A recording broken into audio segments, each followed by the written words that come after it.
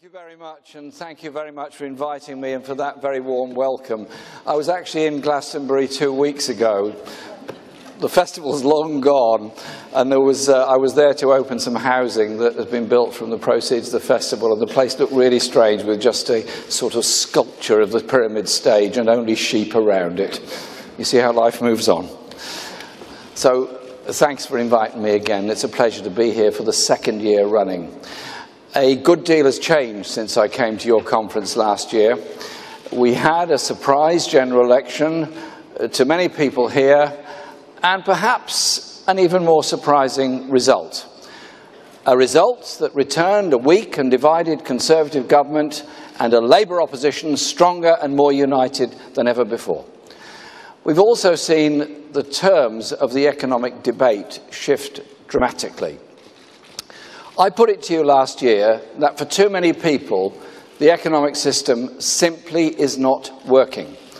A system that's delivered rising inequality and falling living standards for the majority. When 6 million of those in work are earning less than the living wage, it's a system in which large numbers of people have lost confidence.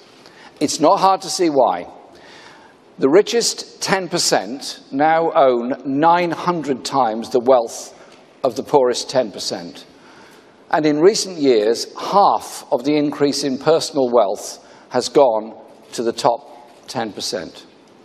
I put it to you this year that a crucial reason for the surprising election result, the biggest turnaround in polls during an election campaign in British history, is that Labour went to the country with a vision that offered hope and change.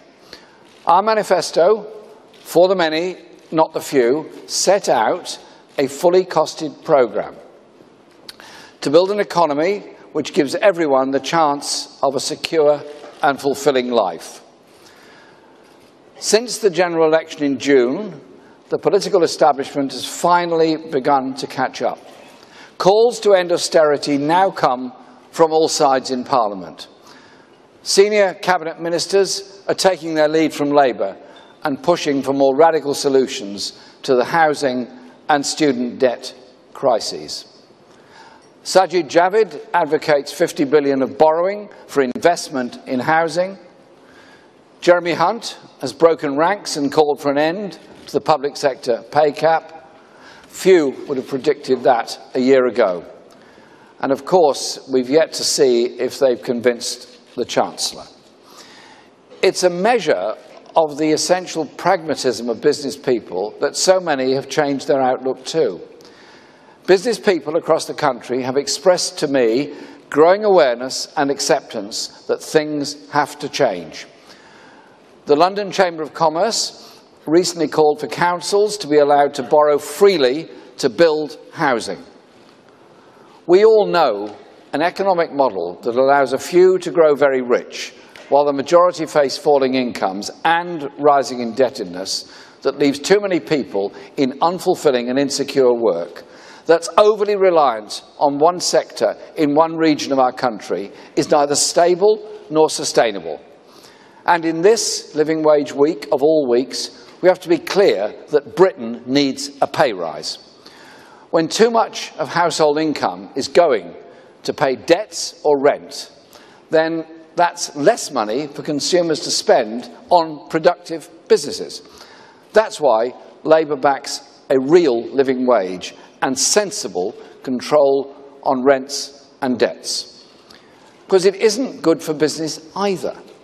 We understand Labour has changed and you have changed. But there is one thing that hasn't changed. A year ago, we were just 5 months on from the referendum vote to leave the European Union. The government's sluggish response to which had already created unprecedented uncertainty for business. A year on, Article 50 has been triggered, Brexit negotiations are underway, but many of you feel no closer to having the clarity about the direction of travel they desperately need. Indeed, watching chaos and confusion grow at the heart of government and Brexit negotiations stuck in stalemate many of you probably feel the situation is more uncertain and precarious than ever. Time is running out. We know, as you do, that firms are deciding now whether to continue to invest in the UK, and that guarantees in key areas are needed now to stop firms from cutting the UK out of their business models.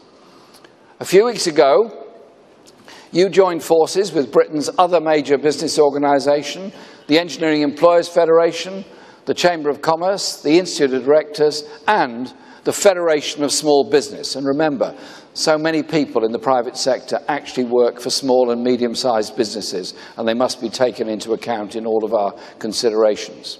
You joined forces to ask the government to heed the needs of business as they negotiate our exit from the European Union. We agree. We need a Brexit that puts jobs and living standards first, and it's Labour that has common ground with you on putting the needs of the economy front and centre stage.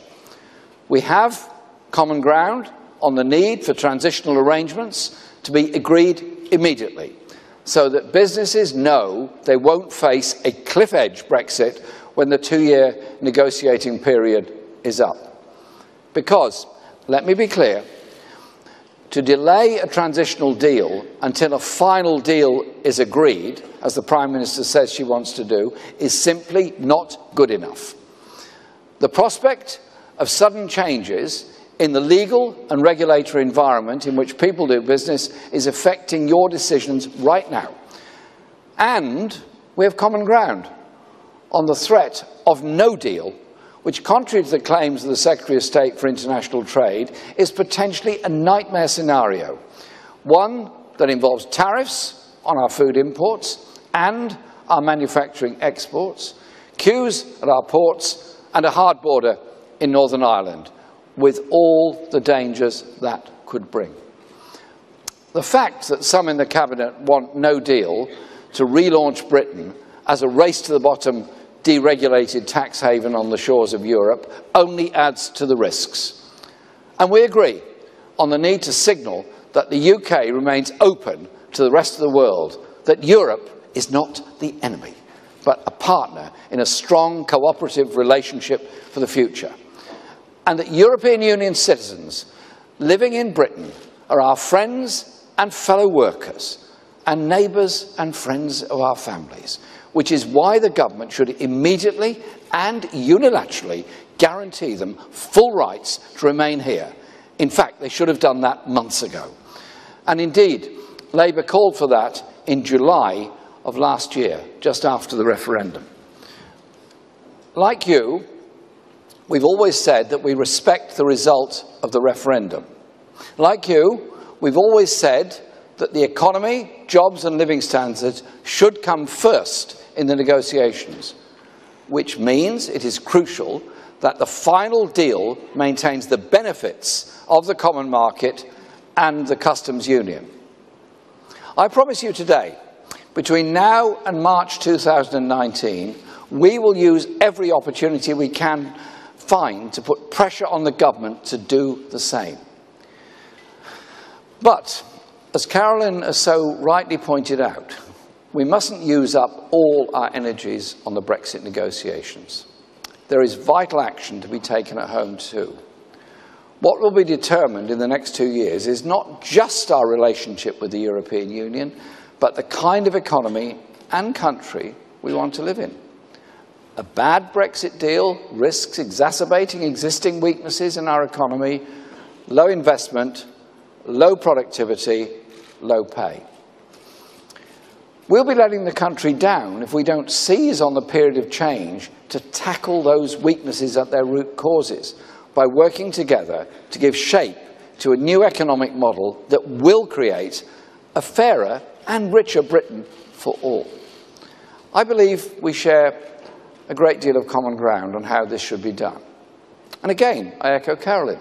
If we are to raise wages and living standards, we must solve our productivity crisis. And it is a crisis. It continues to take a worker in Britain 5 days to produce what a worker in France or Germany produces in 4. If the OBR decides that our recent dismal productivity performance is not an aberration, but the new norm, and revises down their projections when they report to Parliament later this month, it will take a huge toll on our public finances, as the Institute of Fiscal Studies has pointed out. It couldn't be clearer. Our productivity crisis is making our country poorer. The answer to our productivity crisis lies in investment, in infrastructure, in new technologies, and in people. Business investment is being held back by creaking infrastructure and a shortage of skilled workers, so government must act first. Yet, under the Conservatives, crucial infrastructure investment has been delayed, from rail electrification to the Swansea tidal lagoon. The adult skills budget has been slashed. They even went into the election promising to cut per pupil funding in real terms. The Chancellor should use his autumn budget to change direction and invest in long-term growth. That's what Labour has already pledged to do. With a National Transformation Fund to upgrade our country's infrastructure and reverse years of underinvestment in the regions. Unfairness between the South and the North, and between East and West and the nations, has to be addressed. We have to be investing in transport, energy and capital infrastructure right across the country.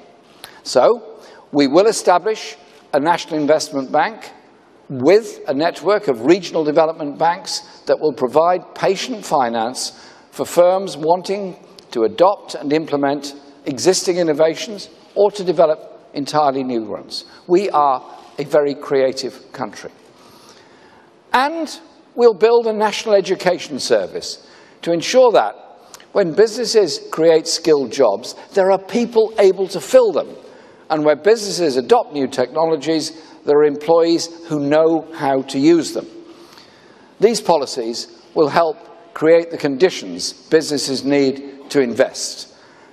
But they will only deliver the improvements our economy needs if they're backed up by a bold industrial strategy. Again, this government failed to act.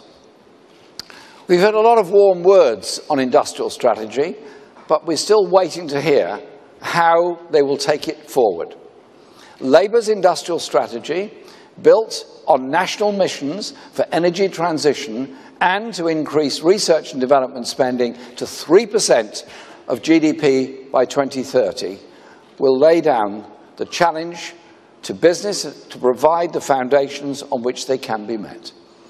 We will invest £1.3 billion on research and development in our first 2 years in government to galvanise private investment. Set up 2 new catapult centres for retail and metals, centres of collaboration and innovation to drive productivity improvement.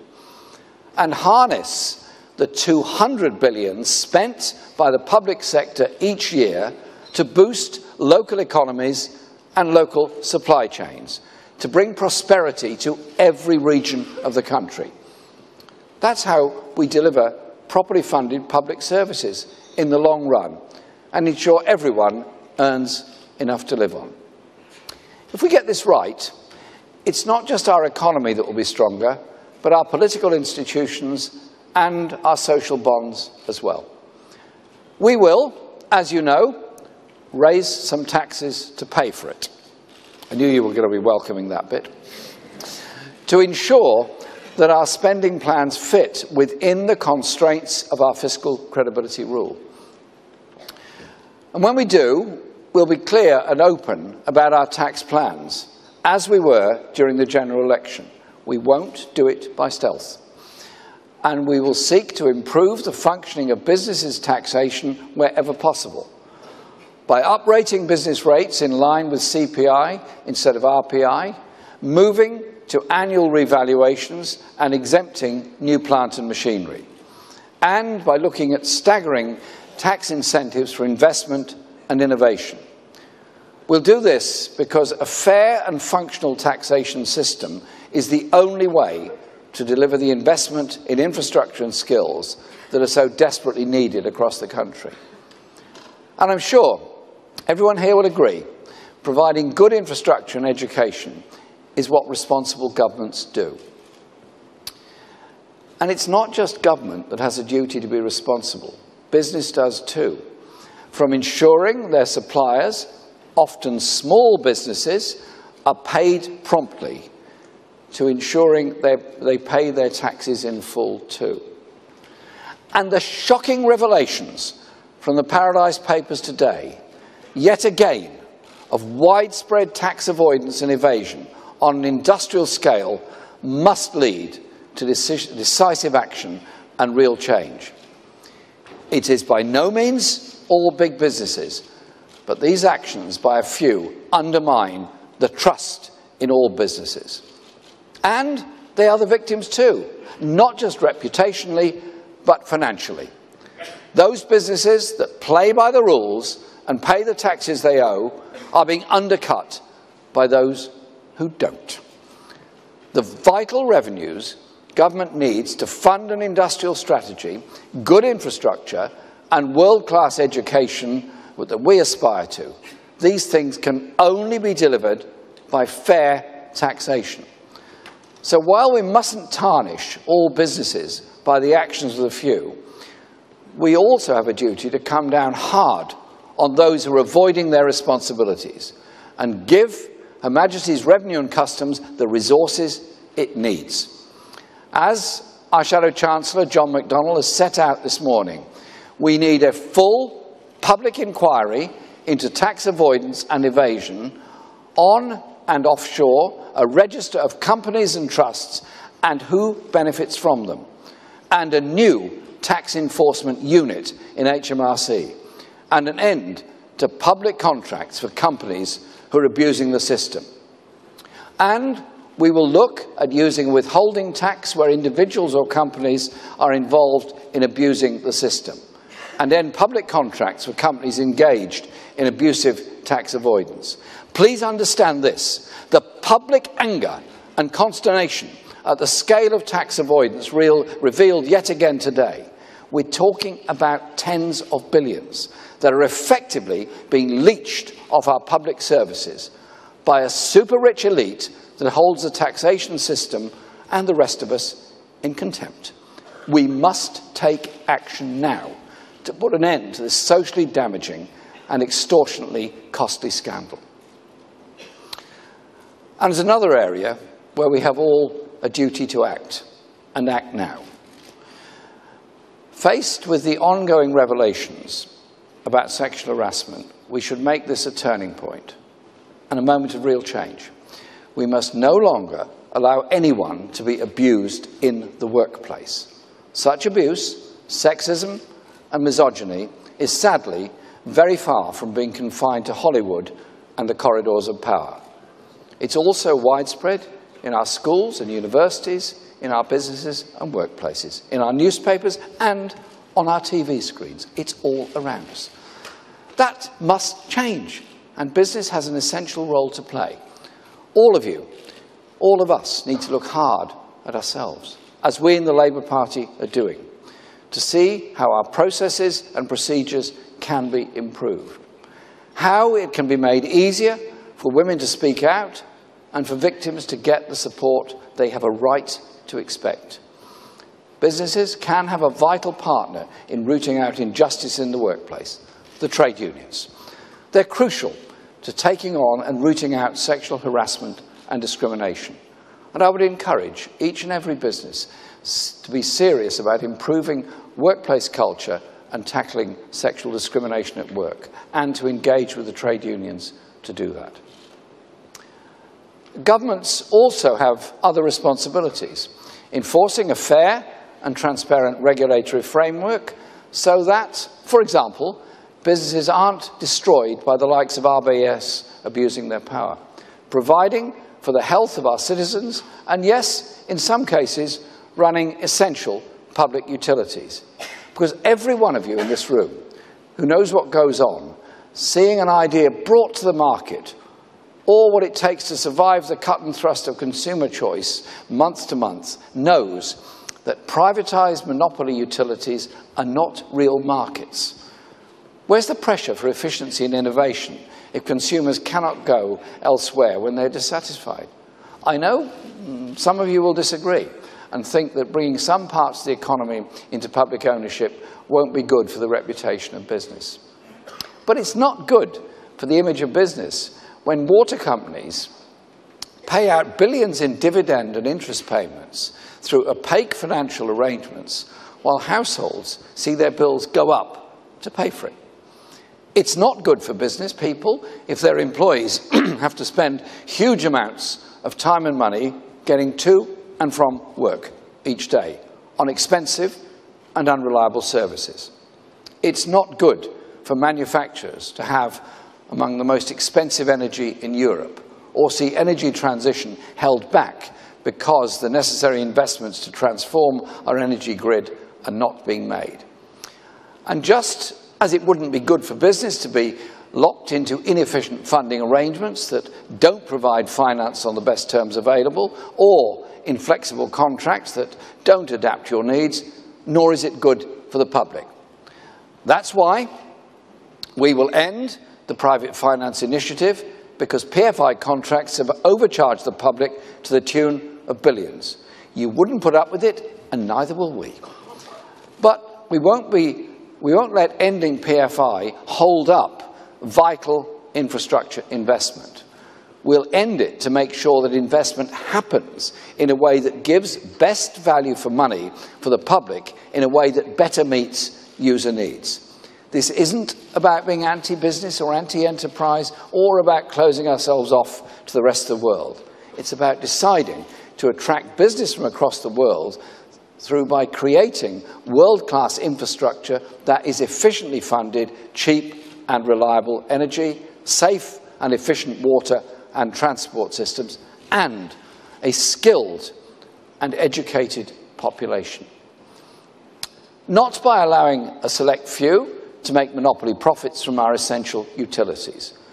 This isn't a throwback to a bygone era. It's entirely in step with what is happening in much of the rest of the world. Some of the world's biggest economies, Germany and France, and even the United States, are deciding that key sectors such as energy and water are better off in public ownership. It's time for Britain to catch up. Building an economy for the many will mean making some big changes. But it would also mean an economy that is stronger, fairer, and more stable. And business people know more than anyone how important that is. We have common ground on Brexit, common ground on investment, training, and industrial strategy, and a government that embraces its responsibilities and carries them out for the common good. That's what Labour offers you, and that's what Labour offers Britain. And I thank you for inviting me again to the CBI conference. And I value the day-to-day relationship we have with the CBI, as does John McDonnell and others in my team. And I look forward to working with all of you in the future, whenever the general election comes, and we, I hope, are in government to continue working with you. Thank you very much.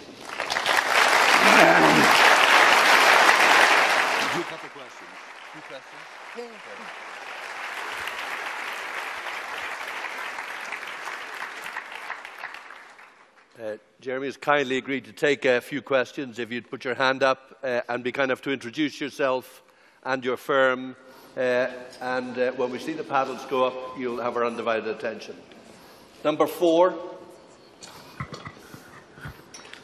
Frank Miller from the Centre for Process Innovation on Teesside. In a renationalised Britain, what are the biggest innovation challenges? I think the innovation challenges that are going to be huge for you and all of us are high technology, robot technology, and all the technology that goes with it. Previous industrial revolutions have always led to huge disparities of wealth and power, and a lot of opposition to them. Think of all the great technological changes over the past 200 years. We're now into a 4th industrial revolution. That has to be something that ensures the creativity and the wealth that grows from it has to be shared and spread fairly. And you look at the massive profits made by a small number of people that own some of that technology, seems to me imbalanced and unfair. We have a working group within the Labour Party on this. We are working with universities and colleges, and I know in Teesside you're doing some very good work at the college there, STEM centre there, and we would look forward to working with you on that. I don't see high technology, robot technology, all that as particularly a threat to anyone. I see it as an opportunity for all of us if there is a public participation and public involvement in it. Jeremy, thank you for that. I will have Francis O'Grady along to talk about that as well this afternoon. Yeah, indeed, it came up at the TUC quite a lot. Have we got one here? Second row from the front I've got. Right, number 5 orange, go 5 orange, perfect. What's the colour coding? Is it something very clever? I was briefed, but I've forgotten. So we sort of work it out as the questions come, shall we? Chris Hope from The Telegraph. Mr Corbyn, should the Queen apologise for her private estate making offshore investments as revealed in the Paradise Papers? Well, anyone that is putting money into tax havens in order to avoid taxation in Britain, and obviously investigations have to take place, should do two things: not just apologise for it, but also recognise what it does to our society. Because if a very wealthy person wants to avoid taxation in Britain and therefore put money into a tax haven somewhere, who loses?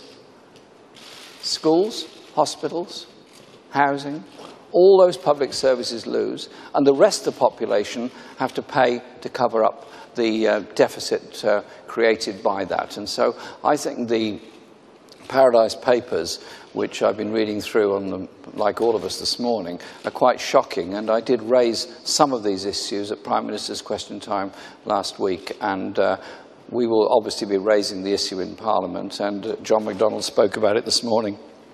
And there needs to be an immediate public inquiry. We simply have to challenge the culture that there's something clever about avoiding taxation. Taxation is what gives us ambulances, gives us fire tenders, gives us safety in our lives.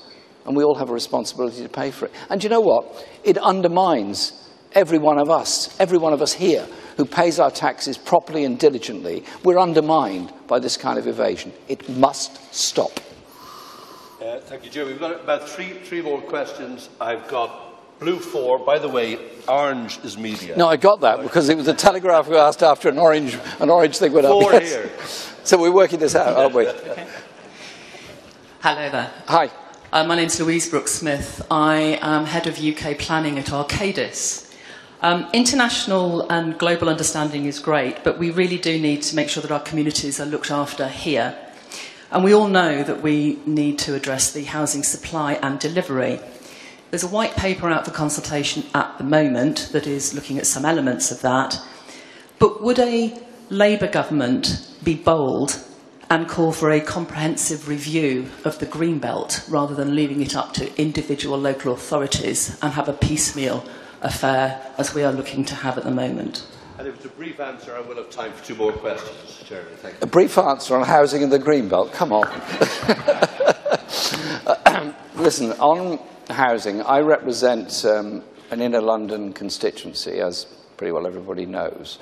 And all my life that I've represented it, I've been dealing with the housing crisis and the reality of insufficient supply of rented property by the council or by housing associations, a overcharging in the very expensive private rented sector, and the damage that overcrowded places do to children, and the damage that's done to children who have to move from one hostel to another when the family becomes homeless, means they underachieve in school. We all lose out as a result of it. And the way in which in too much of urban Britain, the working class communities are being built out and moved out of central city areas, changing our cities forever.